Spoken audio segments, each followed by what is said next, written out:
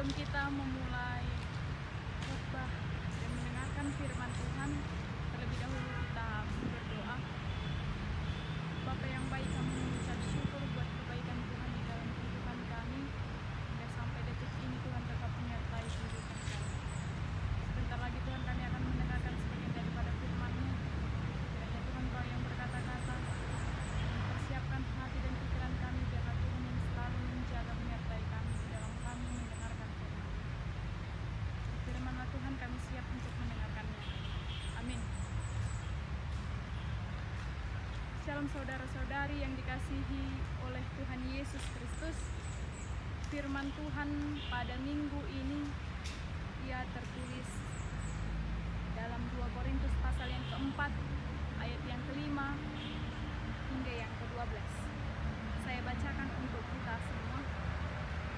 Sebab bukan diri kami yang kami beritakan, tetapi Yesus Kristus sebagai Tuhan, dan diri kami sebagai hamba-Mu karena kehendak Yesus. Sebab Allah yang telah berfirman dari dalam gelap akan terbit terang. Ia juga yang membuat terangnya bercahaya di dalam hati kita, supaya kita beroleh terang dari pengetahuan tentang kemuliaan Allah yang nampak pada wajah Kristus. Tetapi harta ini kami punyai dalam bejana tanah liat, supaya nyata bahwa kekuatan yang melimpah-limpah itu berasal dari Allah, bukan dari diri kami. Dalam segala hal kami ditindas, namun tidak terjepit. Kami habis akal, namun tidak putus asa. Kami dianiaya, namun tidak ditinggalkan sendirian. Kami dihempaskan, namun tidak binasa. Kami senantiasa membawa kematian Yesus di dalam tubuh kami, supaya kehidupan Yesus juga menjadi nyata di dalam tubuh kami. Sebab kami yang masih hidup ini terus-menerus diserahkan kepada maut karena Yesus, supaya juga hidup Yesus menjadi nyata di dalam tubuh kami yang fana ini. Maka demikianlah maut giat di dalam diri kami, dan hidup giat di dalam kami. Kitab 2 Korintus adalah salah satu surat Paulus yang penuh dengan kedalaman pengajaran serta penghiburan kepada jemaat yang berada di Korintus.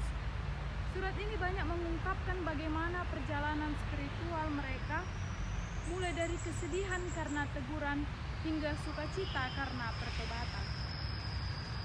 Rasul Paulus dengan tulus mencerminkan kepeduliannya terhadap perkembangan iman mereka dan menegaskan bagaimana pentingnya integritas di dalam pelayanan dan kesetiaan kepada Kristus.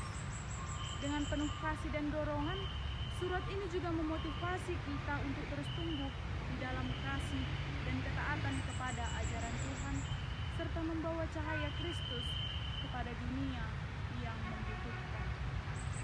Dalam perikop 2 Korintus pasal 4 ayat yang ke-5 sampai 12 ini, ialah merupakan surat yang diberikan kepada jemaat di Korintus yang dituliskan oleh Rasul Paulus. Pada perikop ini Paulus banyak menegaskan bahwa panggilan dan pelayanannya tidaklah berasal dari dorongan untuk memberitakan Injil Kristus kepada umatnya, melainkan ia mendefinisikan dirinya sebagai seorang hamba, sebagai seorang pelayan Kristus, dan tidak mementingkan dirinya sendiri, melainkan melayani Tuhan dan mengutamakan Tuhan.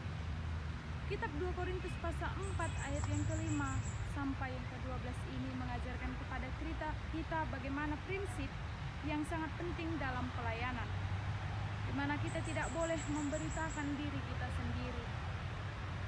Dan Paulus juga memberitakan Injil bukan untuk kepentingannya, melainkan untuk kemuliaan nama Tuhan, yang cahayanya bersinar keluar dari kegelapan.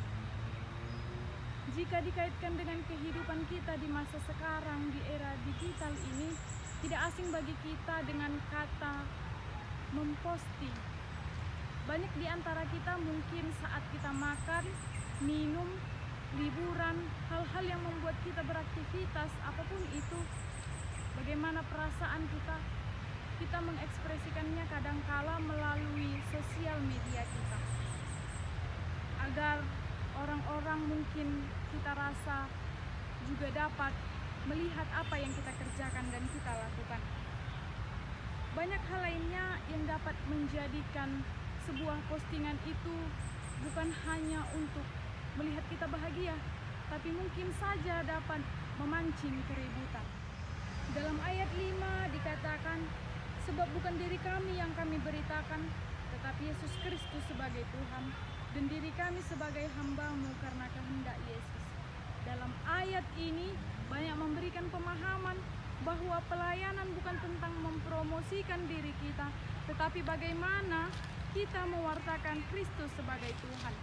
Bagaimana dengan kita, saudara-saudari? Siapa yang kita wartakan di dalam kehidupan kita dan di dalam postingan kita? Apakah diri kita seperti postingan yang kita upload di media sosial? Ya, memang tidak salah ketika kita memposting kebahagiaan kita, karena mungkin itu salah satu cara kita mengekspresikan kebahagiaan. Tetapi kita sebagai orang percaya, apakah kita pernah memposting Yesus Kristus sebagai Tuhan di dalam media sosial kita? Atau malah kita menjadi orang yang acuh tidak acuh mengenai Yesus Kristus sebagai Tuhan? Karena itulah kita bertanggung jawab sebagai orang percaya untuk terus memberitakan Kristus. Hati Paulus dicerahkan untuk suatu tujuan, yaitu untuk menyebarkan tentang pengetahuan akan kemuliaan Allah di dalam wajah Yesus Kristus.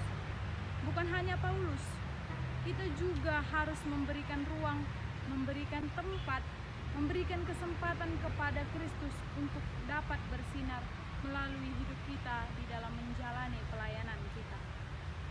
Kita harus juga mampu menjadi saluran berkat bagi sesama kita melalui perkataan kita, melalui tingkah laku kita, melalui nilai-nilai baik yang ada di dalam diri kita. Kristuslah yang menjadi pusat pemberitaan dan haruslah kita tunjukkan bukan hanya dengan kata-kata, tetapi melalui tindakan. Memang ketika kita melakukan hal-hal yang baik, ketika kita memberitakan firman Tuhan, belum tentu ada yang bangga terhadap diri kita. Tetapi teruslah memberitakan firman Tuhan, apapun yang terjadi. Sama seperti Paulus, ketika dia memberitakan firman Tuhan, tidak semua orang banyak menyukainya. Yesus Kristus juga duluan menderita, dibenci oleh banyak orang. Hendaklah kita harus bisa memikul salib, karena Kristus lebih dahulu menderita untuk kita. Paulus menyadari bahwa kekuatan sejati di dalam pelayanan bukan berasal dari dirinya, melainkan kekuatan itu berasal dari Allah. Seperti yang Paulus katakan, harta dalam bejana tanah liat, yang memiliki pengertian bahwa harta tersebut yang dimaksud bukan berasal dari diri sendiri, tetapi kekuatan yang diberikan oleh Allah. Dalam ayat 8 dan 9 tertulis, dengan segala hal ia ditindas, namun tidak hancur terjepit. Kami habis akal, namun tidak putus asa.